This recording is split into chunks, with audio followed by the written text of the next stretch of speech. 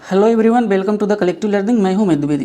भारत एक विशाल और विविधताओं से भरा हुआ देश है। यहाँ लोग अलग अलग धर्म, जाति, भाषा, पहचान, खान पान और जीवन शैली के साथ रहा करते हैं। यह विविधता हमारी संस्कृति को रंगीन बनाती है, लेकिन कभी कभी यही विविधता अगर ठीक से समझी ना जाए तो भेदभाव का कारण भी बन सकती है। इस अध्याय में हम जानेंगे कि विविधता का क्या मतलब होता है, लोग एक दूसरे से कैसे अलग होते हैं और फिर भी एक साथ रहा करते हैं, भेदभाव क्यों होता है और इससे क्या असर पड़ता है हमारे समाज में, समानता और सम्मान का क्या महत्व होता है। अध्याय का उद्देश्य यह है कि यह समझा जा सके कि विविधता को अपनाकर समाज में एकता और सहयोग कैसे बढ़ाया जा सकता है और भेदभाव को कैसे दूर किया जा सकता है। मैं आपने विविधता के बारे में पढ़ा है। कई बार जो लोग दूसरों से अलग होते हैं उन्हें चिढ़ाया जाता है, उनका मजाक उड़ाया जाता है या फिर उन्हें कई गतिविधियों या समूहों में शामिल नहीं किया जाता है। अगर हमारे दोस्त या दूसरे लोग हमारे साथ ऐसा व्यवहार करें तो हमें बड़ा दुख होता है, गुस्सा आता है और हम असहाय महसूस करते हैं। क्या आपने कभी सोचा है ऐसा क्यों होता है? इस पाठ में हम ये समझने की कोशिश करेंगे कि ऐसा अनुभव हमारे समाज से और हमारे आसपास मौजूद असमानताओं से कैसे जुड़ा हुआ है। यानी कि डाइवर्सिटी होती है तो उसके साथ क्या होता है, डिस्क्रिमिनेशन भी होता है यहाँ समाज में। ये आप देख सकते हैं, एक फिगर है। अगर ऐसा कोई इवेंट्स आपके साथ हुआ हो कि आपको भी ऐसा कहीं पे फील हुआ हो कि आपके साथ डिस्क्रिमिनेशन हो रहा है, तो आप उससे रिलेट कर पा रहे हैं। यहाँ पे आप देख सकते हैं, छोटा सा चित्र दिया गया है। यहाँ पे कई तरह के अलग अलग यानी कि विभिन्नताएं दर्शाई गई हैं। यहाँ पे आप देख सकते हैं बच्ची है, यहाँ पे भी ये स्कूल वाले बच्चे हैं, यहाँ पे एक डिसेबल्ड पर्सन बैठा हुआ है और यहाँ पे ये दिखाया जा रहा है कि सभी एक दूसरे का सहयोग करते हुए यहाँ पे दिखाई दे रहे हैं। आगे बढ़ते हैं। हम क्या हैं और हम कैसे हैं, यह कई चीज़ों पर निर्भर करता है। हम कैसे रहते हैं, कौन सी भाषाएं बोलते हैं, क्या खाते हैं, क्या पहनते हैं, कौन से खेल खेलते हैं और कौन से उत्सव मनाते हैं, इन सब पर हमारे रहने की जगह और भूगोल और उसके इतिहास का असर पड़ता है। तो जैसे कि हम जहाँ पे रह रहे हैं, हम किन परिस्थितियों में रह रहे हैं, वहाँ पे की कैसी ज्योग्राफी है, वहाँ का कैसा इतिहास है, तो इतिहास का जो उसका प्रभाव है वो हमारे ऊपर काफ़ी ज़्यादा पड़ता है। तो उसी से ये डिसाइड भी होता है कि हम क्या हैं और हम कैसे रहते हैं वहाँ पे। क्या हम भाषाएं बोल रहे हैं, क्या खाते हैं, क्या हम पहनते हैं, यानी कि जो भी हमारा पहनावा खान पान है वो सभी इस पर डिपेंड करता है। किस पे? हमारे ज्योग्राफी और हमारे इतिहास पे। अगर आप संक्षेप में ही निम्नलिखित बिंदुओं पर ध्यान दें तो भी ये अंदाज़ा लग जाएगा कि भारत कितनी विविधताओं वाला देश है। तो पिछले अध्याय में हमने देखा था कि भारत में कितनी सारी विविधताएँ हैं। संसार में 8 मुख्य धर्म हैं। भारत में उन 8 धर्मों के अनुयायी यानी मानने वाले रहते हैं। यहाँ 1600 से ज़्यादा भाषाएं बोली जाती हैं। तो टोटल संसार में कितने धर्म हैं? मुख्य 8 धर्म हैं। उनमें से 8 धर्मों के अनुयायी यानी कि सभी धर्मों को मानने वाले कहाँ रहते हैं? हमारे प्यारे भारत में रहते हैं। बाकी अब किसी वेस्टर्न वर्ल्ड में चले जाइए, यूरोप हो गया, यूएसए हो गया, तो रहते वहाँ पे भी हैं किसी और धर्म के लोग, लेकिन मैक्सिमम वहाँ पे एक ही धर्म के लोग ज़्यादा पाए जाते हैं। पर हमारे देश में सभी प्रकार के धर्म यहाँ पे पाए जाते हैं। अब चाइना में देख लीजिए, वहाँ पे भी एक ही धर्म है। रूस, आप रसिया देख लीजिए, वहाँ पे भी एक ही धर्म के लोग मैक्सिमम आपको देखने को मिलेंगे। तो इस तरह से, लेकिन भारत में क्या है, कई तरह के धर्म मानने वाले लोग रहते हैं। जो लोगों की मातृभाषाएं हैं, अच्छा, यहाँ 1600 से ज़्यादा क्या होती हैं? भाषाएं बोली जाती हैं, जो लोगों की मातृभाषाएं होती हैं। मातृभाषा और भाषा में क्या अंतर होता है? मातृभाषा का मतलब ये होता है कि जिसको हमने बचपन से सीखा होता है। यहाँ 100 से भी ज़्यादा तरह के नृत्य किए जाते हैं। तो हमारे यहाँ कई तरह के नृत्य भी किए जाते हैं। आपने देखा ही होगा, कुछ क्लासिकल डांस भी हैं, वही नृत्य हमारे यहाँ किए जाते हैं। आपके राज्य में भी कुछ स्पेशल तरीके का डांस किया जाता होगा। यह विविधता हमेशा खुश होने का कारण नहीं बनती है। हम उन लोगों के साथ सुरक्षित एवं अस्वस्थ महसूस करते हैं जो हमारी तरह दिखते हैं, बात करते हैं, कपड़े पहनते हैं और हमारी तरह सोचते हैं। तो यहाँ पे ये कहा जा रहा है कितनी सारी ये जो डाइवर्सिटी है हमेशा खुश होने का कारण नहीं बनती है। दरअसल बात ये होती है कि आप भी कभी मान लीजिए किसी और स्टेट में जा रहे हैं कुछ काम करने, या फिर कहीं और मान लीजिए किसी और कंट्री में या फॉरेन कंट्री में आप जा रहे हैं काम करने के लिए, जैसे दुबई वगैरह में काफ़ी सारे लोग घूमने जाते हैं। तो वहाँ पे क्या होता है, अगर कोई अपना इंडियन मिल जाए या अगर यहाँ पे आप किसी और स्टेट में गए हैं काम करने, तो वहाँ पे अपने स्टेट अपने ज़िले का कोई पर्सन मिल जाता है तो आप उससे ज़्यादा घुल मिल जाते हैं, उससे आपको ज़्यादा सहजता महसूस होती है उसके साथ मिल करके। तो यही यहाँ पे बताया जा रहा है कि आप क्या होते हैं, सुरक्षित और आश्वस्त महसूस करते हैं, जो हमारी तरह दिखते हैं, जो हमारी तरह बात करते हैं, जो हमारी तरह कपड़े पहनते हैं और हमारी तरह जो सोचते हैं। कभी कभी जब हम ऐसे लोगों से मिलते हैं जो हमसे बहुत भिन्न होते हैं तो हमें वो बहुत अजीब और अपरिचित लग सकते हैं। कई बार हम समझ ही नहीं पाते या जान ही नहीं पाते कि वे हमसे अलग क्यों हैं। लोग अपने से अलग दिखने वालों के बारे में खास तरह की राय बना लेते हैं। क्या होता है, जैसे मान लीजिए कहीं पे एक तरह के लोग रह रहे हैं। इसका सबसे बड़ा एग्जांपल अभी मैं न्यूज़ में देखा कि महाराष्ट्र में क्या हो रहा है, जो भी मतलब काम करने वाले हैं, ठेले वाले हो गए, डिलीवरी बॉय, तो उनको फोर्स किया जा रहा है। किस बात के लिए फोर्स किया जा रहा है कि आप यहाँ पे आए हैं तो आपको क्या करना पड़ेगा, आपको यहाँ पे मराठी बोलना पड़ेगा। तो जिनको मराठी आती नहीं है वो कैसे बोल पाएंगे, उनको समस्या होती है। तो ये भी क्या है, एक तरह का ये मतलब उनको डिस्क्रिमिनेट किया जा रहा है कि आप अगर मराठी नहीं बोल पा रहे हैं तो आप यहाँ काम मत करिए। कई तरह के वीडियो वायरल हुए हैं, आपने देखा होगा। तो ये सभी चीज़ें देख के थोड़ा दुख होता है कि ऐसा भी होता है हमारे यहाँ। आगे देखते हैं, पूर्वाग्रह। उन कथनों को देखिए जो आपको ग्रामीण एवं शहरी लोगों के बारे में सही लगे। जिन कथनों से आप सहमत हैं उस पर निशान लगाइए। क्या आपके दिमाग में भी ग्रामीण या शहरी लोगों को लेकर किसी प्रकार का पूर्वाग्रह है? क्या दूसरे लोगों के दिमाग में भी ये पूर्वाग्रह हैं? लोगों के दिमाग में ये पूर्वाग्रह क्यों होते हैं? जिन पूर्वाग्रहों को आपने अपने आसपास महसूस किया उसकी एक सूची बनाइए। पूर्वाग्रह लोगों के व्यवहार को कैसे प्रभावित करते हैं? तो पूर्वाग्रह का मतलब क्या होता है कि किसी के दिमाग में पहले से ही कोई चीज़ बैठ जाए तो वो उसी को फॉलो करे, वही पूर्वाग्रह होता है। यहाँ पे एग्जाम्पल में आप देख सकते हैं, जैसे कि ग्रामीण लोग आधे से ज़्यादा भारतीय गांवों में रहते हैं, तो आधे से ज़्यादा आधुनिक प्रौद्योगिकी का इस्तेमाल करना पसंद नहीं करते। इसके बारे में आपकी क्या राय है? फसल की बुआई और कटाई के समय परिवार के लोग खेतों में 12 से 14 घंटा काम करते हैं। ग्रामीण लोग काम की तलाश में शहरों की ओर स्थानांतरण को बाध्य होते हैं। तो ये सभी मतलब बातें हैं, इन पे आपको अपनी सहमति बताना है कि क्या करेक्ट है, क्या मतलब आपके हिसाब से क्या सही है, क्या अगर नहीं। शहरी लोगों के बारे में क्या है? शहरी लोग बड़ा आसान होता है, शहरी जीवन बड़ा आसान होता है। यहाँ के लोग बिगड़े हुए और आलसी होते हैं। शहरों में लोग अपने परिवार के सदस्यों के साथ बहुत कम समय बिताते हैं। शहरी लोग केवल पैसे की चिंता करते हैं, लोगों की नहीं। शहरों में रहना बहुत महंगा पड़ता है, लोगों की कमाई का एक बहुत बड़ा हिस्सा किराए और आने जाने में खर्च हो जाता है। तो ये आप अपने अनुसार बता सकते हैं कि आपके मन में क्या है इसके बारे में। आगे देखते हैं, इनमें से कुछ कथन ग्रामीण लोगों को अज्ञानी की तरह देखते हैं, जबकि शहर में रहने वाले लोगों को आलसी एवं सिर्फ पैसे के से सरोकार रहने वाले लोगों की तरह देखा जाता है। तो यहाँ से क्या होता है कि कुछ लोगों के मन में क्या बैठा रहता है कि ग्रामीण के लोग जो हैं वो अज्ञानी हैं, और शहर वालों के लिए क्या मन में बैठा रहता है कि ये लोग आलसी होते हैं और सिर्फ पैसे पे ही ध्यान देते हैं, उसके अलावा कोई मतलब इनको नहीं होता। जब हम किसी के बारे में पहले से कोई राय बना लेते हैं और उसे हम अपने दिमाग में बिठा लेते हैं तो क्या होता है, वो पूर्वाग्रह का रूप ले लेता है। ज़्यादातर यह राय नकारात्मक ही होती है। जैसा कि कथनों में दिया गया है, लोगों को आलसी या कंजूस मानना भी पूर्वाग्रह ही है। तो पूर्वाग्रह से क्या मतलब हुआ कि कोई भी बात आप पहले से ही अपने मन में बैठ के मतलब आपके मन में बैठ गई है तो उसी को आप क्या कर रहे हैं, सच मानने लग रहे हैं। यही पूर्वाग्रह होता है। जब हम सोचने लगते हैं कि किसी काम को करने का कोई एक तरीका ही सबसे अच्छा या सबसे सही है तो हम दूसरों की इज्जत नहीं कर पाते जो उसी काम को दूसरी तरह से करना पसंद करते हैं। उदाहरण के लिए अगर आप सोचें कि अंग्रेजी सबसे अच्छी भाषा है तो दूसरी भाषाएं महत्वपूर्ण नहीं हैं, तो हम अन्य भाषाओं को बहुत नकारात्मक रूप से देखेंगे। परिणाम स्वरूप हम उन लोगों की शायद इज्जत नहीं कर पाएंगे जो अंग्रेजी के अलावा अन्य भाषाएं बोलते हैं। तो यही हो भी रहा। अब चले जाइए थोड़ा दक्षिण भारत की तरफ, तो वहाँ पे जो भी अगर हिंदी बिल्ड का कोई पर्सन जा रहा है तो उसको फोर्स किया जा रहा है कि अब तमिल बोलिए, कन्नड़ बोलिए। इसी तरह का इस समय महाराष्ट्र में भी चल रहा है कि अब मराठी बोलिए। ये बेसिकली किया क्यों जा रहा है, ये सब फोकस करते हैं अपने वोट बैंक पे। ये वोट बैंक के चलते क्या कर रहे हैं, इतना सारा मतलब डिस्क्रिमिनेशन लोगों के साथ कर रहे हैं। तो ये सब नहीं करना चाहिए। लोगों को समझना चाहिए कि अगर पार्टियां हैं भी तो उनको भी थोड़ा ध्यान रखना चाहिए कि किस लिमिट तक हमको क्या करना है, बट क्या कहा जा सकता है। इस पर सरकार को कोई ना कोई रूल बनाना चाहिए कि आप अगर मान लीजिए चुनाव के लिए ही कर रहे हैं तो किस लिमिट तक आप क्या कर सकते हैं। अदरवाइज लोगों का तो यहाँ पे रहना ही मुश्किल कर दे रहे हैं कि फिर मतलब दूसरे राज्य के आप हैं तो वहाँ पे जाके रह ही नहीं पाएंगे। हमारा आर्टिकल 19 क्या हमें करता है कि आप इस पूरे भारत के हर राज्य में कहीं भी आप घूम सकते हैं, कहीं भी जाकर कोई भी व्यवसाय कर सकते हैं। तो यहाँ पे लोगों का क्या किया जा रहा है, फंडामेंटल राइट ही सीधे वायलेट कर रहे हैं क्या। और ये जान सरकार भी रही है, ऐसा नहीं है कि उनको नहीं पता है, बट फिर भी इसके लिए क्या कोई कदम ही नहीं खास उठाया जा रहा है। आगे देखते हैं, हम कई चीज़ों के बारे में पूर्वाग्रही हो सकते हैं। लोगों के धार्मिक विश्वास, उनकी चमड़ी रंग, जिस क्षेत्र से वे आते हैं, जिस तरह से वे बोलते हैं, जैसे कपड़े वे पहनते हैं इत्यादि।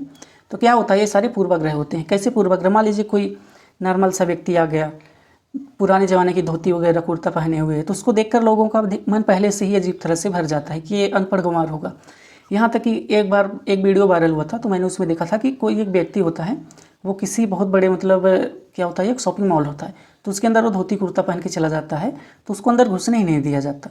तो मतलब उसके बारे में पहले से ये इरादा उनके मन में पूर्वाग्रह था कि ये धोती कुर्ता वाला है, इसके पास कोई पैसे वगैरह नहीं होंगे, यानी ये गरीब होगा। फिर वो वीडियो काफ़ी ज़्यादा वायरल होता है, लोग उसको सपोर्ट करते हैं, तो फिर वो उसका मालिक, मॉल का जो मालिक होता है वो माफ़ी वगैरह मांगता है। आपने भी शायद देखा होगा, ये इसके बारे में सुना ही होगा। ये क्या है? ये भी एक तरह का मतलब भेदभाव ही किया जा रहा है। अक्सर दूसरों के बारे में बनाए गए हमारे पूर्वाग्रह इतने पक्के होते हैं कि हम उससे दोस्ती नहीं करना चाहते। इस वजह से कई बार हमारा व्यवहार ऐसा होता है कि हम उन्हें दुख पहुंचा देते हैं। तो क्या होता है, इस पूर्वाग्रह हमारे दिमाग में इतनी ज़्यादा मतलब तह तक बैठ जाते हैं कि हम उसको इतना सच मानने लगते हैं कि कोई और मिलता है तो हम उसको अपना एक्सेप्ट ही नहीं कर पाते। लड़के में कई तरह के से भेदभाव किया जाता है, हम सभी इस भेदभाव से परिचित हैं। एक लड़का या लड़की होने का अर्थ क्या होता है? आप में से कई लोग कहेंगे हम लड़के या लड़की की तरह जन्म लेते हैं, यह तो ऐसे ही होता है। इनमें सोचने वाली क्या बात है? आइए देखें कि क्या सच्चाई यही है। अब यहाँ पे एक लड़के और एक लड़की के बीच में क्या डिस्क्रिमिनेशन या क्या भेदभाव होता है, उसके बारे में यहाँ पे देखते हैं। ये एक चित्र दिया गया, आप यहाँ पे देख सकते हैं। ये कोई बच्चा यहाँ पे दिख रहा है एक, और ये 3 जो दिख रहे हैं इसको क्या कर रहे हैं, बुली कर रहे हैं, यानी कि इसको परेशान कर रहे हैं। आगे देखते हैं।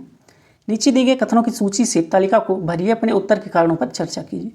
तो यहाँ पे देखिए कुछ वाक्य दिए गए हैं, इसको पढ़ते हैं। वे बहुत ही सुशील है, उनका बात करने का तरीका बड़ा सौम्य और मधुर है।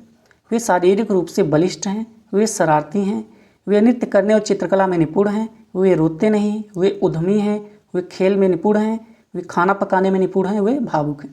ये सभी वाक्य दिए गए हैं। इस वाक्यों में से आप ये डिसाइड मतलब आप सोच करके खुद देखिए कि इस वाक्यों में से कौन से कितने ऐसे हैं जिसको आप लड़कियों के लिए उपयोग कर सकते हैं और कितने आप लड़कों के लिए। जैसे कि ये सुशील की बात हो गई तो ये लड़कियों के लिए उपयोग किया जाएगा। हम मतलब ये हमारे मन में पूर्वाग्रह बैठा हुआ है कि ये लड़कियों के लिए ही होगा। जैसे कि वे शारीरिक रूप से बलिष्ठ हैं तो ये किसके लिए होगा कि ये लड़कों के लिए ही होगा। खाना बनाने में निपुण है तो कौन, मतलब लड़की ही होगी। वे भावुक है मतलब लड़की ही होगी। रोते नहीं है मतलब वो लड़का ही होगा। तो ये हमारे मन में क्या है, इस तरह का पूर्वाग्रह यहाँ पे बैठा हुआ है। आगे देखते हैं। यहाँ पे ये कुछ एडवर्टाइजमेंट की तरह यहाँ पे है, इसको देखते हैं। लोग तरह तरह की बातें करते हैं, मैं लगड़ाता हूँ मेरी बोली लड़खड़ाती है, इसके अलावा और भी बहुत कुछ आता हूँ तो कभी दुखी। लोग मेरा मजाक उड़ाते हैं, यह नई बात नहीं है, अगर तुम मेरी जगह होते तो क्या करते। तो एक कार्टूनिस्ट ने एक कार्टून की तरह एक बच्चे को दिखाया गया है जो कि क्या है, डिसेबल है। तो ये अपनी बारे में बता रहा है कि ना तो मैं बोल पाता हूँ ठीक से और मैं ना चल पाता हूँ। तो बताइए मतलब इसका लोग मजाक उड़ाते हैं। तो ऐसा अगर आपके साथ हो तो आप क्या करेंगे। इसी तरह का यहाँ पे 2-3 चीज़ें और दी गई। यहाँ पे भी आप देख सकते हैं एक बच्चा व्हील चेयर पर बैठा हुआ है। मैं एक इंसान हूँ, मुझे शर्म आती है, घूरती आँखों से मैं छिप जाना चाहती हूँ। तो ये एक लड़की है, वो क्या उसके मन में क्या ख्याल चल रहे हैं कि मुझे शर्म आती है, मैं क्या करना चाहती हूँ, बच के मतलब छुप के रहना चाहती हूँ किससे, लोगों की नज़रों से। यहाँ पे देखिए एक बच्चा है, सिर्फ इसलिए कि मेरी टांगें डगमगाती हैं लोग सोचते हैं कि मेरा दिमाग भी डगमगाता है। तो क्या होता है, उसका दिमाग सही नहीं। ये हमारे पूर्वाग्रह में बैठ जाता है कुछ लोगों को लेकर। जैसे कि ये डिसेबल, एक IAS ऑफिसर हैं, वो डिसेबल हैं, वो शायद 2015 या उसके पहले ही क्या हुआ था कि वो UPSC का एग्ज़ाम देती हैं। आपने नाम सुना होगा, ईरा सिंघल ऐसा कुछ नाम है उनका नाम ठीक से मुझे नहीं याद आ रहा। तो उन्होंने UPSC का एग्ज़ाम दिया, उनकी फर्स्ट प्रायोरिटी क्वालीफाई हो गई, तो उनकी रैंक काफ़ी अच्छी आई। लेकिन उनको क्या किया गया, ना तो IAS दिया गया और ना ही IPS तो ऐसे भी नहीं मिल सकता था क्योंकि डिसेबल थी, तो IPS कैसे मिल सकता। इसीलिए उनको IAS मिलना था, लेकिन UPSC बड़ी क्या करती है, उनको IAS भी नहीं देती, उससे निकाल देती। फिर वो क्या करती हैं, वो केस करती हैं कोर्ट में जाकर, तब जा के उनको IAS मिलता है। यानी कि उनको खुद की जॉब पाने के लिए भी क्या करना पड़ा, कोर्ट में जाकर केस लड़ना पड़ा। यानी कि ये भी पूर्वाग्रह ये था कि पहले से ही मान लिया गया था कि आप डिसेबल हैं तो आप IAS की पोस्ट को नहीं संभाल पाएंगे। तो इस तरह की मतलब एग्जाम्पल आप समाज में देख सकते हैं। का आप देख सकते हैं डिस्क्रिमिनेशन जब सरकार के माध्यम से ही किया जा रहा है तो समाज की बात कहाँ से करें। तो समाज में तो बहुत सारे डिस्क्रिमिनेशन वैसे भी देखने के लिए मिल जाते हैं। ऊपर के चित्रों में जो बच्चे हैं उन्हें पहले विकलांग कहा जाता था, अब शब्द को बदलकर आज उनके लिए जो शब्द प्रयोग किए जाते हैं वे क्या है, खास ज़रूरतों वाले बच्चे उनको बोला जाता है। के बारे में लोगों के पूर्वाग्रहों को यहाँ बड़े अक्षरों में दिया गया है, साथ ही अब उनकी अपनी भावनाएं और विचार भी यहाँ पे दिए गए। वे बच्चे अपने आप से जुड़ी रूढ़िबद्ध धारणाओं के बारे में क्या कह रहे हैं और क्यों, इस पर चर्चा कीजिए। आपकी राय में क्या खास ज़रूरतों वाले बच्चों को सामान्य स्कूल में पढ़ना चाहिए या उनके लिए अलग स्कूल होने चाहिए। आपके जवाब के पक्ष में तर्क दीजिए। तो इस बारे में आप क्या सोचते हैं, आप अपना विचार बता सकते हैं कमेंट बॉक्स में। अगर हम इस कथन को लें, वे रोते नहीं हैं, तो आप देखेंगे कि यह गुण आमतौर पर लड़कों या पुरुषों के साथ जोड़ा जाता है। पहले से समाज में ये माना जाता है कि लड़के जो होते हैं स्ट्रांग होते हैं, वो कभी रोते नहीं हैं। तो ये क्या है, एक तरह की ये पूर्व धारणा है। बचपन में जब बच्चों को गिर जाने पर चोट लग जाती है तो माता पिता एवं परिवार के अन्य सदस्य यह कहकर चुप कराते हैं कि रो मत, तुम तो लड़के हो। ये बात हो सकता है कि आपके साथ भी हुई हो। लड़के बहादुर होते हैं, रोते नहीं हैं। जैसे जैसे बच्चे बड़े होते हैं वे यह विश्वास करने लगते हैं कि लड़के रोते नहीं। तो क्या होता है, जब बच्चों को बचपन से ये बोला जाता है कि आप लड़के हो, आपको रोना नहीं चाहिए, लड़के रोते नहीं, तो धीरे धीरे उनके मन में बैठ जाती है। यहाँ तक कि अगर किसी लड़के को रोना आए भी तो वह अपने आप को रोक लेता है। तो क्या होता है, अगर ये पूर्वाग्रह बैठ गया तो लड़का फिर कभी रो ही नहीं पाता। लड़का यह मानता है कि रोना कमजोरी का एक क्या होता है, लक्षण होता है। हालांकि लड़कों लड़कियों दोनों का कभी कभी रोने का मन करता ही है, खासकर जब उन्हें गुस्सा आए या दर्द हो। तो ये जाहिर सी बात है, कोई भी लड़का हो या लड़की हो, सबको रोने का मन कभी न कभी पड़ता ही। लेकिन लड़के इसलिए नहीं रो पाते क्योंकि उनके मन में पहले से ही बैठा दिया गया कि आप लड़के हो इसलिए रो नहीं सकते। लेकिन बड़े होने तक लड़के सीख जाते हैं या आपने तो सीखा या अपने आप को सिखा लेते हैं कि रोना नहीं है। अगर एक बड़ा लड़का रोए तो उसे लगता है कि दूसरे उसे चिढ़ाएंगे या उसका मजाक बनाएंगे। तो ये आपके साथ भी हुआ होगा, आप इससे रिलेट कर पा रहे होंगे अगर कभी आपके साथ ऐसा हुआ हो। वे कोमल एवं मृदु स्वभाव की है, वे बहुत ही सुशील है। ऐसे कथनों को लेकर उन पर चर्चा कीजिए कि कैसे केवल लड़कियों के लागू ये किए जाते हैं। क्या लड़कियों में ये गुण जन्म से ही होते हैं या वे ऐसा व्यवहार समाज से सीखती हैं? आपकी उन लड़कियों के बारे में क्या राय है जो कोमल एवं मृदु स्वभाव की नहीं होती और शरारती होती हैं? तो ऐसे कथन ये अक्सर लड़कियों के लिए, मतलब बचपन से ही लड़कियों को भी ये सिखा दिया जाता है कि आपके बारे में ऐसा कुछ है, इसलिए वह दूसरों के सामने रोने से अपने आप को रोक लेते हैं। कौन रोक लेते हैं? लड़के। हम लगातार ये सुनते रहते हैं कि लड़के ऐसे होते हैं और लड़कियां ऐसी होती हैं। समाज की इन मान्यताओं को हम बिना सोचे समझे क्या करते हैं, मान लेते हैं। हम विश्वास कर लेते हैं कि हमारा व्यवहार इसके अनुसार ही होना चाहिए। हम सभी लड़कों और लड़कियों को उसी छवि के अनुरूप देखना चाहते हैं। तो हमारे मन में कैसे जैसे विचार आ जाते हैं पूर्वाग्रह कि लड़की है तो शांत स्वभाव की होनी चाहिए, काम अच्छा करे, सबका रिस्पेक्ट करे, ऐसा हम लोगों के मन में पहले से ही बैठ जाता है। लड़कों के बारे में क्या होता है कि अगर लड़का है तो तुमको रोना नहीं है, तुम बड़े स्ट्रांग हो, तुमको सारे काम करने हैं, ये वो। तो ऐसी सारी चीज़ें मान्यताएं बैठ जाती हैं। आगे देखते हैं, रूढ़िबद्ध धारणाएं बनाना। जब हम सभी लोगों को एक ही छवि में बांध देते हैं या उनके बारे में पक्की धारणा बना लेते हैं तो उसे रूढ़िबद्ध धारणा कहते हैं। तो क्या होता है, जब हम लोगों के बारे में कोई छवि अपने मन में पहले से ही बैठा लेते हैं, जैसे कि मैंने बताया कोई नॉर्मल सा धोती कपड़ा पहने हुए व्यक्ति है तो उसके बारे में पहले से ही धारणा बैठ जाती है कि जितने भी लोग धोती कुर्ता पहनते हैं वो सभी गरीब होंगे, अनपढ़ होंगे। तो ये सारी चीज़ें क्या होती हैं, रूढ़िबद्ध धारणा होती हैं। कई बार हम किसी खास देश, धर्म, लिंग के होने के कारण किसी को कंजूस, अपराधी या बेवकूफ़ ठहराते हैं। ऐसा दरअसल उनके बारे में मन में से एक पक्की धारणा बना लेने के कारण होता है। हर देश, धर्म आदि में हमें कंजूस, अपराधी, बेवकूफ़ लोग मिल ही जाते हैं, सिर्फ इसलिए कि कुछ लोग उस समूह में वैसे हैं। पूरे समूह के बारे में वैसी राय बनाना वाजिब नहीं है। इस प्रकार की धारणाएं हमें प्रत्येक इंसान को एक अनोखे और अलग व्यक्ति की तरह देखने से रोक देती हैं। हम नहीं देख पाते कि उस व्यक्ति के अपने कुछ खास गुण हैं और क्षमताएं हैं जो दूसरों से अलग हैं।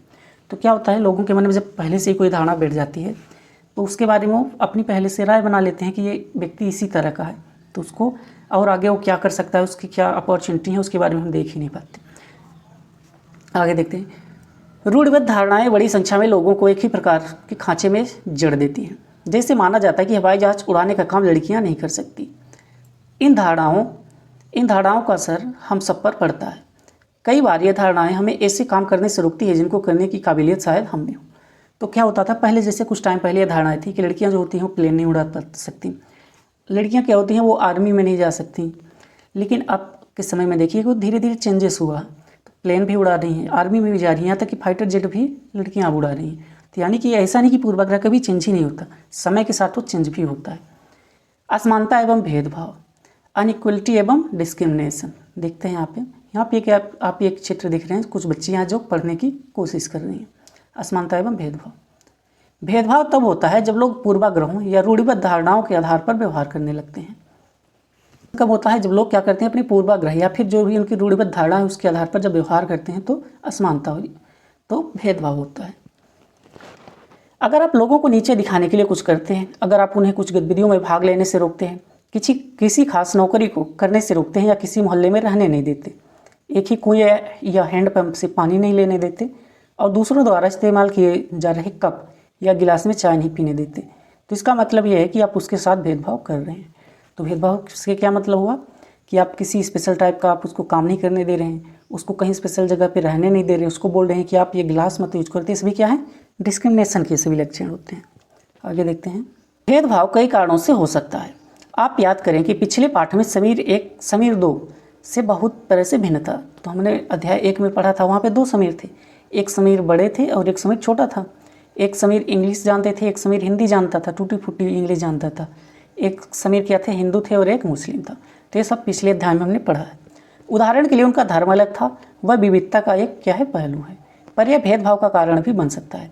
ऐसा तब होता है जब लोग अपने से भिन्न प्रथाओं और रिवाजों को निम्न कोटि का मानने लगते हैं। तो भेदभाव कब होने लगता है, जब लोग दूसरे की प्रथाओं को या संस्कृति को मानने लगते हैं कि ये हमसे निम्न है। दोनों समीरों में एक और अंतर उनकी आर्थिक पृष्ठभूमि का था। आर्थिक पृष्ठभूमि का मतलब समीर 2 जो था वो गरीब था और समीर 1 क्या थे, अमीर थे। आगे देखते हैं, यहाँ पे कुछ बातें दी गई हैं, इसको पढ़ते हैं। कुछ मुसलमानों के बारे में यह आम रूढ़िबद्ध धारणा है कि वे लड़कियों को पढ़ाने में रुचि नहीं लेते हैं, इसलिए उन्हें स्कूल नहीं भेजते, बल्कि अध्ययन यह दिखा रहे हैं कि मुसलमानों का गरीबी इसका एक महत्वपूर्ण कारण है। गरीबी की वजह से ही वे लड़कियों को स्कूल नहीं भेज पाते या स्कूल से जल्दी निकाल देते हैं। तो क्या है कि लोगों के मन में धारणाएं हैं कि मुसलमान जो होते हैं, मुस्लिम जो जाति हैं, जो मुस्लिम धर्म के जो लोग फॉलो करने वाले लोग हैं, वो क्या करते हैं, अपनी बच्चियों को पढ़ाते नहीं। लेकिन रियलिटी ये है कि उनमें से ज़्यादातर ऐसे हैं कि जो इस लायक ही नहीं, मतलब उनमें से ज़्यादातर ऐसे हैं कि उनके पास इतनी ज़्यादा गरीबी है कि वो अपने बच्चों को पढ़ा ही नहीं पाते। समस्या यहाँ पे ये है। जबकि लोगों में मान्यता यह है कि वो जानबूझकर नहीं करते, ऐसा नहीं है। जहाँ पर भी गरीबों तक शिक्षा पहुँचाने के प्रयास किए गए, वहाँ मुस्लिम समुदाय के लोगों ने अपनी लड़कियों को स्कूल भेजने में रुचि दिखाई है। उदाहरण के तौर पर केरल में स्कूल प्रायः घर के पास है। सरकारी बस की सुविधा बहुत अच्छी है, जिससे ग्रामीण क्षेत्रों में शिक्षकों को स्कूल पहुंचने में मदद मिलती है। 1% से ज़्यादा महिला शिक्षक हैं। इन सभी कारकों ने बहुत सारे गरीब परिवार के बच्चों को स्कूल जाने में मदद की है, जिससे मुसलमान लड़कियां भी शामिल हैं। आगे देखते हैं, दूसरे राज्यों में जहां ऐसे प्रयास नहीं किए गए, वहां गरीब परिवारों के बच्चों को स्कूल जाने में मुश्किल आती है, चाहे वे मुसलमान हो, जनजाति हो या अनुसूचित जाति हो। जाहिर है कि मुसलमान लड़कियों की स्कूल में गैर हाजिरी का कारण धर्म नहीं बल्कि गरीबी होती है। जब उनके पास इतने सुविधाएं हैं ही नहीं कि वो अपने बच्चों को पढ़ा पाएँ, तो कैसे पढ़ा पाएंगे, समस्या ये होती है। आगे देखते हैं, विविधता का पहलू नहीं है। क्या विविधता का पहलू नहीं है? समीर 2 गरीब जो है गरीब है, ये एक विविधता का पहलू नहीं है। ये क्या है? एक असमानता है।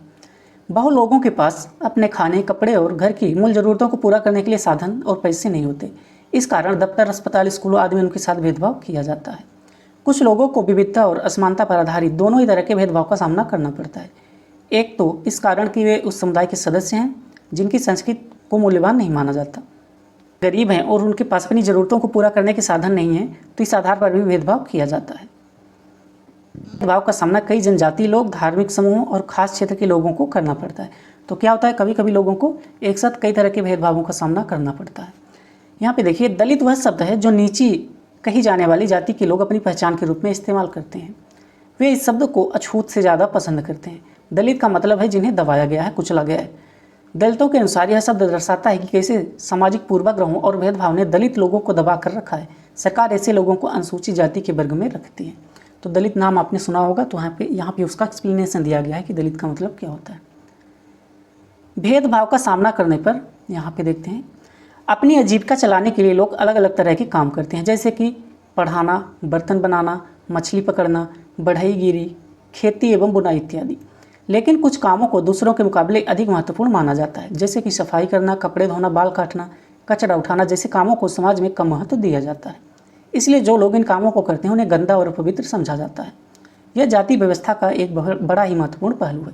जाति व्यवस्था में लोगों के समूहों को एक तरह की सीढ़ी के रूप में रखा गया है, जिसमें एक जाति दूसरी जाति के ऊपर या नीचे थी।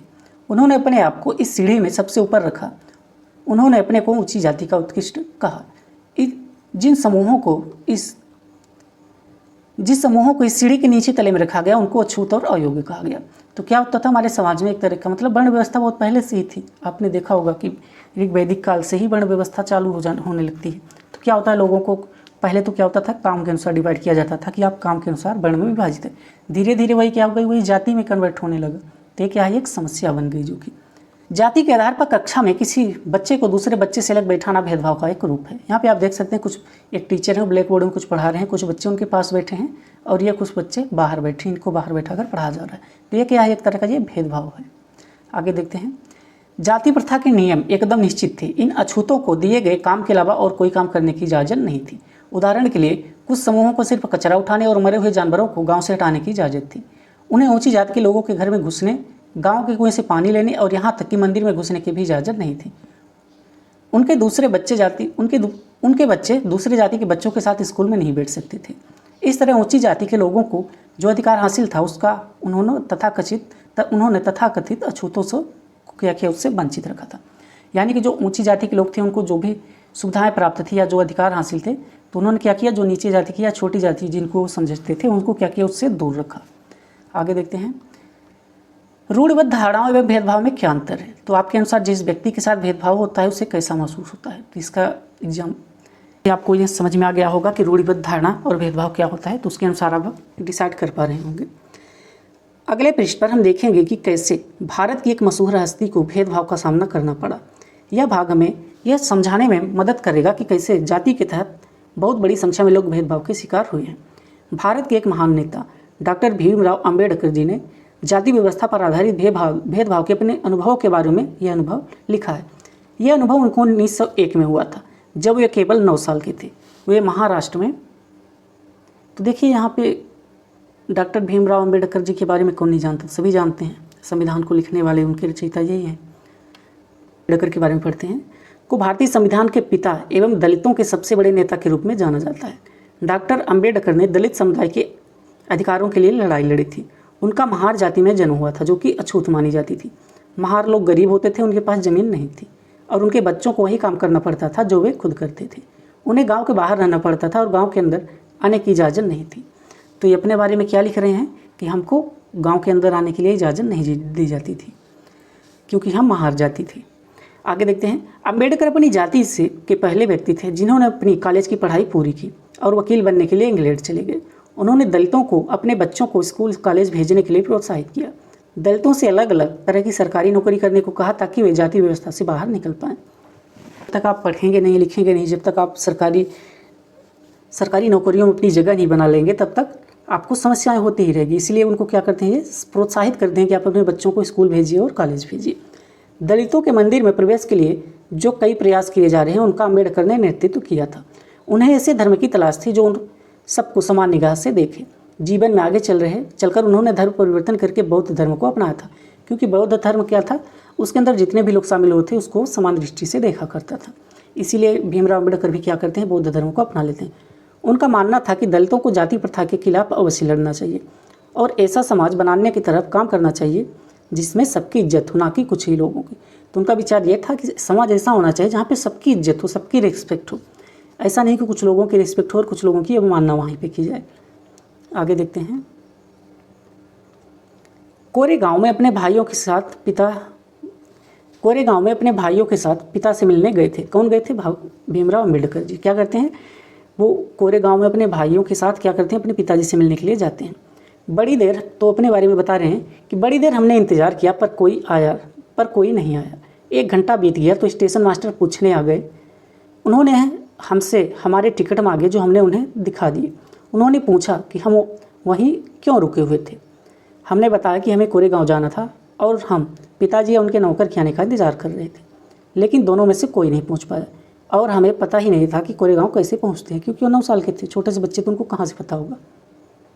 अच्छे कपड़े पहन रखे थे। हमारे कपड़ों और बोली से कोई अंदाज़ा नहीं लगा सकता था कि हम अछूतों के बच्चे हैं। निश्चय स्टेशन मास्टर को यह लगा होगा कि हम ब्राह्मण बच्चे हैं और वे हमारी मुश्किल को देखकर बड़े परेशान हुए, जैसा कि हिंदुओं में होता ही है। स्टेशन मास्टर ने हमसे पूछा कि हम कौन हैं। बिना एक पल भी सोचे मेरे मुँह से निकल गया कि हम महार हैं। बम्बई प्रांत में महार समुदाय को अछूत माना जाता था उसमें। उनको एकदम से धक्का लगा हुए भौचक्के रह गए। उनके चेहरे पर अचानक परिवर्तन हुआ। हमने देख लिया कि एक अजीब सी घृणा की भावना उन पर क्या गई, उनके मन में आ गई, हावी हो गई। उन्होंने जैसा ही मेरा जवाब सुना, वे अपने कमरे में वापस चले गए और हम वहीं पे खड़े रह गए। 15-20 मिनट बीत गए। सूरज बिल्कुल छिपसा गया। पिताजी नहीं आए और ना ही उनका नौकर आया। अब स्टेशन मास्टर भी हमें छोड़कर चले गए थे। हम काफ़ी घबराए हुए थे। यात्रा के शुरू में जो खुशी और उत्साह की भावना थी, उसकी जगह अत्यधिक उदासी ने जगह ले ली थी।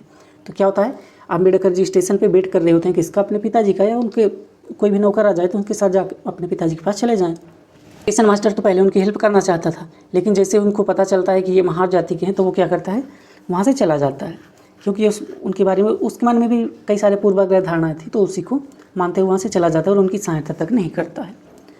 आगे देखते हैं, आधे घंटे के बाद स्टेशन मास्टर लौट कर आया तो पूछा कि हम क्या करने की सोच रहे हैं। तो स्टेशन मास्टर फिर से वापस आता है, जिस पूछता है कि अब क्या करने वाले हो। हमने कहा कि अगर हमें किराए पर एक बैलगाड़ी मिल जाती तो हम कोरेगांव जा सकते थे। अगर कोरेगांव ज़्यादा दूर नहीं हो तो हम फ़ौरन निकलना चाहते हैं। वहाँ किराए पर कई बैलगाड़ियाँ चल रही थी, लेकिन मैंने स्टेशन मास्टर को जवाब दिया था कि हम महार हैं। उसका पता सबको चल गया था। कोई भी गाड़ीवान अछूत वर्ग की सवारी को ले जाकर अपने आप को गंदा और नीचा नहीं बनाना चाहता था। हम दुगना किराया देने को तैयार थे, पर हमें एहसास हुआ कि बात पैसे से नहीं बन सकती। तो आप देख रहे हैं कि वो क्या कोशिश की कि अगर हम एक्स्ट्रा पैसा भी लेंगे तो भी दे देंगे, लेकिन उसके बाद भी लोग उनकी हेल्प करने नहीं आते। स्टेशन मास्टर जो हमारे लिए गाड़ी वालों से मोल तोल कर रहे थे, चुपचाप खड़े हो गए। समझ नहीं आ रहा था कि क्या करें, ये कहाँ से लिया गया है। बच्चे पैसा देने को तैयार थे, फिर भी गाड़ी वालियों ने उन्हें क्यों ले जाने से मना कर दिया, क्योंकि उनके मन में पूर्वाग्रह था, उनको अछूत समझते थे। स्टेशन पर लोगों ने डॉक्टर अम्बेडकर और उनके भाइयों के साथ कैसा भेदभाव किया। महार होने का पता चलने पर स्टेशन मास्टर की जो प्रतिक्रिया हुई उसे देखकर बचपन में अम्बेडकर को कैसा लगा होगा, अपने शब्दों में लिखिए। क्या आपको कभी अपने प्रति लोगों के पूर्वाग्रह का अनुभव हुआ, या आपने दूसरों के प्रति व्यवहार को देखा है, उससे आपको कैसा महसूस हुआ। तो अगर आपने कभी ऐसा फील किया हो तो आप उससे रिलेट कर सकते हैं। कल्पना करके देखिए कि वह कितना मुश्किल होगा अगर लोगों को एक जगह से दूसरी जगह जाने ही ना दिया जाए। यह कितना अपमानजनक और दुखदायी होगा अगर लोग आपसे दूर रहें, आपको छूने से मना करें और आपको पानी न पीने दें। यह छोटी सी घटना दिखाती है कि कैसे गाड़ी से एक से दूसरी जगह जाने के साधारण काम की सुविधा भी इन बच्चों के पास नहीं थी, जबकि वे पैसा भी दे सकते थे। स्टेशन के सभी गाड़ी वालों ने बच्चों को ले जाने से मना कर दिया था। उन्होंने बच्चों के साथ भेदभाव भरा व्यवहार किया था। इस कहानी से बिल्कुल साफ है कि जाति पर आधारित भेदभाव न केवल दलितों को कई बार गतिविधियों से वंचित रखता है, बल्कि वह उन्हें आदर और सम्मान भी नहीं मिलने देता जो दूसरों को मिलता है। समानता के लिए संघर्ष। तो इस कहानी से हमने क्या सीखा? यही सीखा कि भेदभाव जो था समाज में प्राचीन समय में भी काफ़ी ज़्यादा हुआ करता था। अब भी हमारे समाज में भेदभाव की जैसी कुरीतियाँ भरी हुई हैं, इसको क्या करना है? समाप्त करना है। आर्टिकल 16 संविधान के आर्टिकल 16 में दिया गया है कि सभी के प्रति क्या करना है? समानता लाना है, असमानता को समाप्त करना है। आगे देखते हैं, समानता के लिए संघर्ष। ब्रिटिश शासन से आज़ादी पाने के लिए जो संघर्ष किया गया था उसमें समानता के व्यवहार के लिए किया गया संघर्ष भी शामिल है।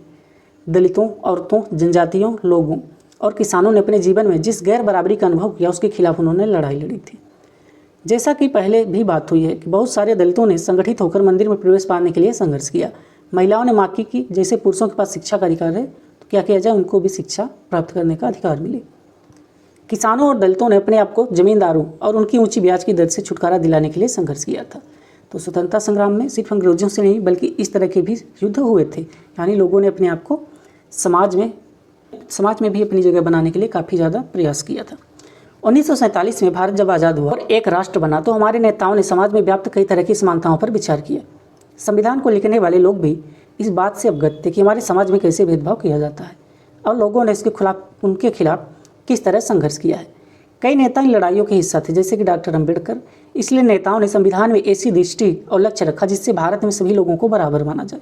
समानता को एक अहम मूल्य की तरह माना गया जो कि सभी को एक भारतीय रूप में जोड़ती है। प्रत्येक व्यक्ति को समान अधिकार और समान अवसर प्राप्त है। अस्पृश्यता यानी छुआछूत को अपराध की तरह देखा जाता है और इसे कानूनी रूप से खत्म कर दिया गया है। लोग अपनी पसंद का काम चुनने के लिए बिल्कुल आज़ाद हैं। नौकरियां सभी लोगों के लिए खुली हुई हैं। इन सब के अलावा संविधान ने सरकार पर यह विशेष जिम्मेदारी डाली है कि गरीबों और मुख्य धारा से अलग थलग पड़ गए समुदायों को इस समानता के अधिकार के फायदे दिलवाने के लिए विशेष कदम उठाए।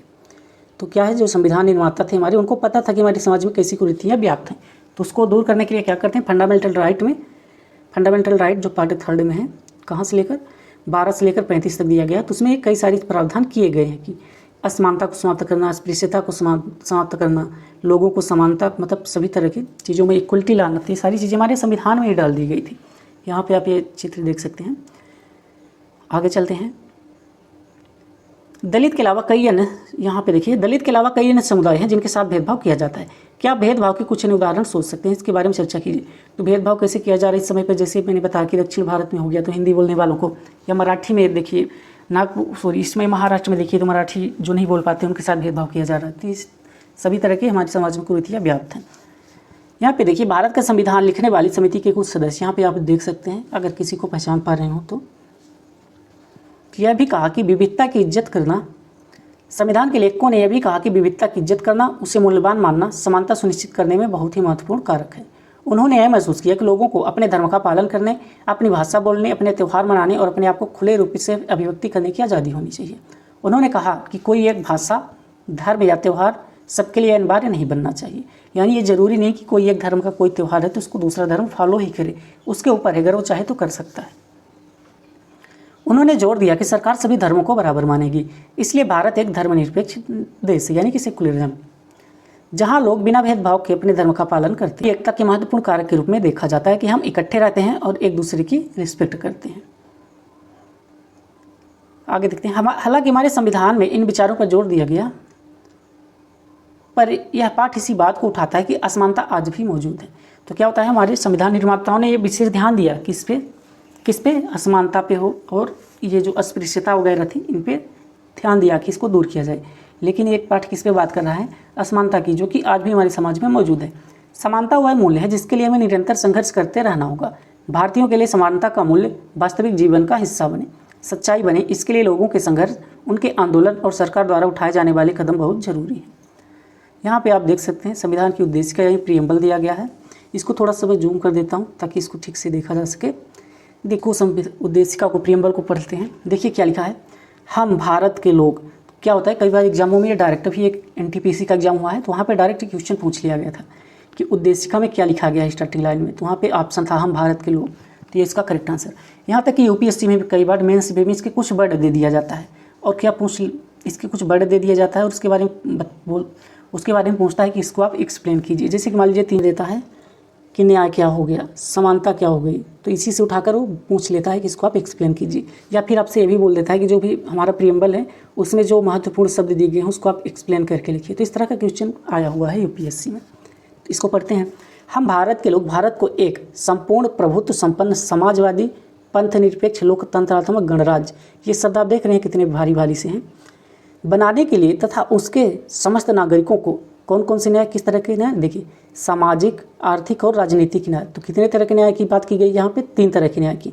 विश्वास, धर्म और उपासना की स्वतंत्रता। स्वतंत्रता कितने प्रकार की यहाँ बात की गई, विचार की, अभिव्यक्ति की, विश्वास की, धर्म की और उपासना की। प्रतिष्ठा और अवसर की समता प्राप्त कराने के लिए तथा उन सब में व्यक्ति की गरिमा और राष्ट्र की एकता और अखंडता सुनिश्चित करने वाली बंधुता बढ़ाने के लिए दृढ़ संकल्प होकर अपनी संविधान सभा में आज तारीख 26 नवंबर 1949 ईस्वी को एतद द्वारा इस संविधान को अंगीकृत, अधिनियमित और आत्मसमर्पित करते हैं। आत्मसमर्पित का मतलब क्या हुआ कि खुद के लिए हम बना रहे हैं। तो देख सकते हैं हमारा जो प्रियम्बल है संविधान का, कितने अच्छे तरीके से इसको बनाया गया है। ये दरअसल जो उद्देशिका है यानी प्रियम्बल जो है, इसमें क्या है, पूरे संविधान की यहाँ पे झलक देखने को मिलती है कि हमारा संविधान किस तरीके का है। अगर आप पूरा संविधान नहीं पढ़ रहे हैं, सिर्फ उद्देशिका इसकी पढ़ लेते हैं, तो आपको ये समझ में आ जाएगा कि क्या हमारे संविधान में दिया गया होगा। संविधान का पहला पृष्ठ, जिसमें स्पष्ट कहा गया है कि सभी भारतीयों को समान प्रतिष्ठा और समान अवसर प्राप्त होने चाहिए। तो ये लेसन हमारा यहीं पे समाप्त हो गया। तो हमने क्या पढ़ा कि विविधता क्या होती है और असमानता यानी डिस्क्रिमिनेशन वगैरह हमारे देश में हमारे समाज में किस तरह से ये कुरीतियाँ व्याप्त हैं। इन कुरीतियों में से एक एग्जाम्पल दिया गया कि डॉक्टर भीमराव अम्बेडकर जी के साथ भी क्या होता है, किस तरह से एक डिस्क्रिमिनेशन का उनको सामना करना पड़ता है। उन्होंने अपनी कहानी बताई। इसके अलावा जब संविधान का निर्माण हुआ तो उसमें फंडामेंटल राइट जोड़े गए, जो कि कहाँ से, आर्टिकल 12 से लेकर आर्टिकल 35 तक दिए गए हैं। जब उसको अगले कक्षाओं में आप पढ़ेंगे तो डिटेल्स वहाँ पे पढ़ने के लिए मिलेगा। तो उसके अंदर क्या है, असमानता को दूर करने के लिए, अस्पृश्यता को समाप्त करने के लिए, समानता लाने के लिए, सभी के लिए पहले से यहाँ पे अनुच्छेद बना दिए गए हैं। तो इसका मतलब हमारे संविधान निर्माताओं ने इस बात का विशेष ध्यान रखा था कि व्यक्तियों को हमारे समाज में क्या समस्याएं होगी, तो उसके लिए क्या उन्होंने पहले से ही कहा है कि उस समस्या से निपटने के लिए जो भी चीज़ें हो हमारे आर्टिकलों में पहले से ही डाल दी गई। तो आप भी अगर ऐसा कभी आपको फील हुआ हो कि आपके साथ डिस्क्रिमिनेशन हुआ है, आपको भी असमानता का सामना करना पड़ा हो, तो आप उससे रिलेट कर पा रहे होंगे, जो कि हमारे समाज की एक बहुत बड़ी कुरीति है। सरकार को इस पर ठोस कदम उठाना चाहिए और इसको समाप्त करने का प्रयास करना चाहिए। ये सिर्फ सरकार के कोशिश करने से नहीं होगा, ये हम समाज के लोगों को भी समझना पड़ेगा, तभी जाकर हमारा देश आगे बढ़ेगा और